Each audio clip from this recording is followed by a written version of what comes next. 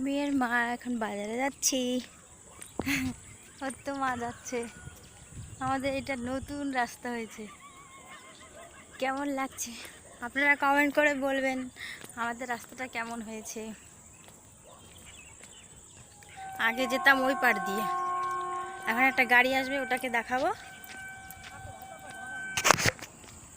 ওই পাশে গেট, এখন যাব গেটে পৌঁছাবো। মা যাচ্ছে আগে, আমি যাচ্ছি। এখনই গেট থেকে একটা ট্রেন আসবে। এই তো ট্রেনটা চলে আসছে।